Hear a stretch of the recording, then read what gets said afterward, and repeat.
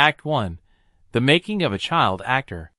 Christian Bale was born in 1974 in Haverfordwest, Wales, into a family that lived a restless life. His father was a commercial pilot with a wild spirit, and his mother a circus performer. By the time he was a teenager, Bale had lived in England, Portugal, and the U.S., learning to adapt constantly.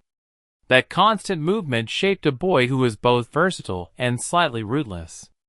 At age 13, he got his breakout role in Steven Spielberg's Empire of the Sun, 1987. Overnight, Bale went from a relatively unknown boy to the star of a major Hollywood film. Spielberg called him a young Laurence Olivier.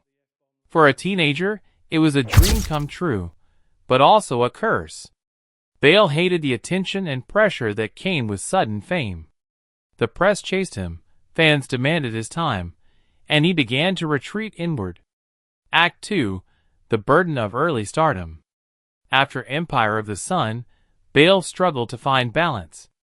He appeared in Newsies, 1992, and Swing Kids, 1993, films that later gained cult followings but flopped at the time.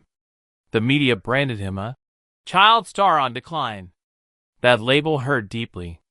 Bale, perfectionistic and intensely private, began to resent Hollywood and the circus of fame. He considered quitting acting altogether, but he also realized that his path would not be built on being the next teen idol. Instead, he committed to something different, a reputation as a chameleon, someone who would transform completely for each role, even if it meant suffering. Act 3. Darkness and Transformation. In the late 1990s, Bale leaned into darker, edgier roles. His breakthrough came with American Psycho, 2000, where he played Patrick Bateman, a narcissistic Wall Street killer. The performance shocked audiences, charming, horrifying, and magnetic at the same time. To prepare, Bale studied bodybuilders, perfected a flawless American accent, and dove into the psyche of a sociopath. The result was a career-defining role that showed his obsessive dedication. But it also revealed something darker, Bale's willingness to torture his own body and mind for art.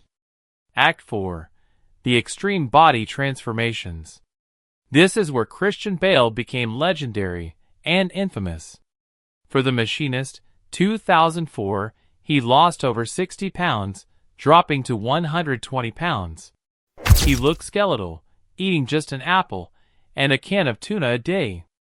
Doctors warned him he was risking his life.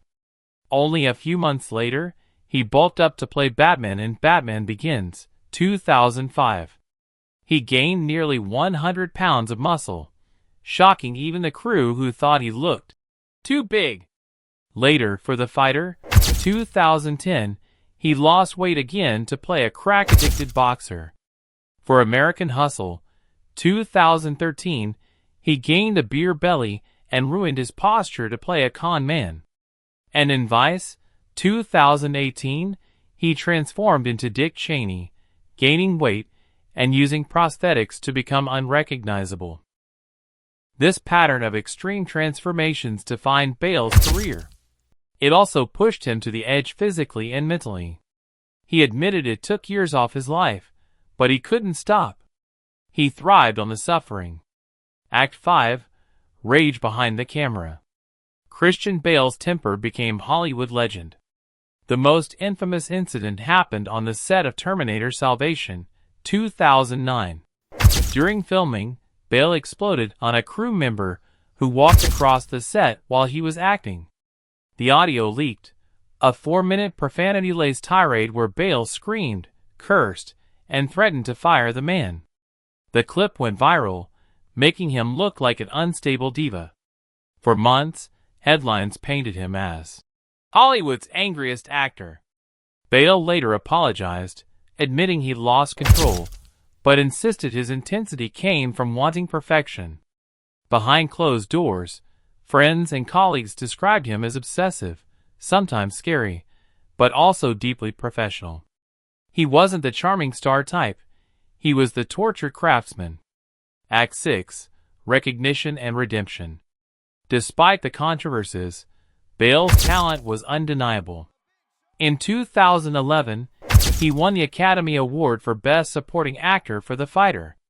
His speech was humble, showing a more vulnerable side. He thanked his family and admitted that acting had saved him from self-destruction. From then on, Bale was no longer just the angry actor or the body transformation guy.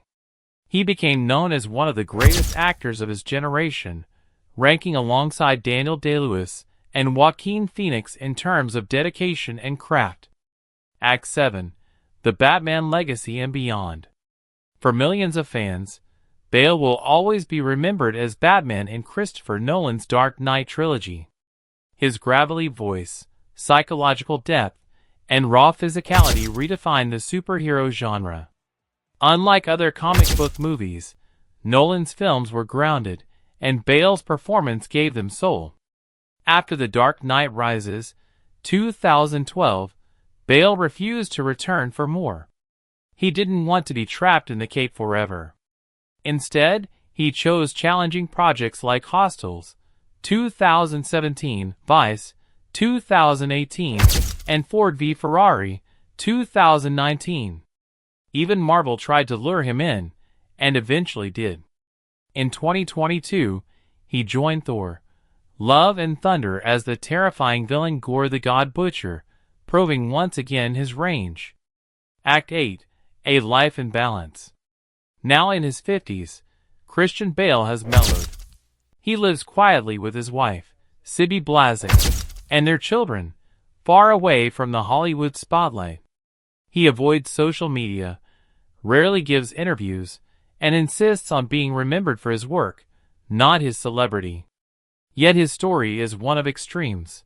From a boy struggling with early fame, to an actor destroying and rebuilding his body for roles, to a man infamous for on-set rage. He's not polished, not safe, but that's what makes him unforgettable.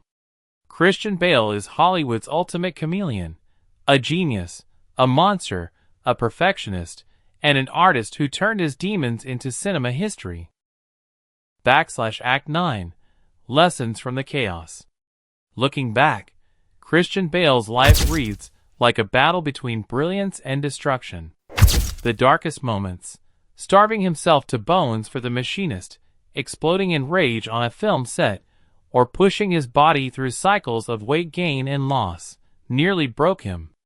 Those were the most chaotic, trash chapters of his story. But Bale turned those extremes into something rare: authenticity. He never pretended to be a perfect Hollywood star. He let his flaws, his rage, and his madness bleed into his roles, and that's why his performances feel so real. Today, Bale admits he's calmer, more protective of his health, and committed to family above all. Yet his legacy is shaped by those dangerous years. Without the chaos, there would be no Dark Knight, no American Psycho, no Oscar-winning performances. Christian Bale's story is proof that sometimes, the same fire that can destroy you can also make you unforgettable.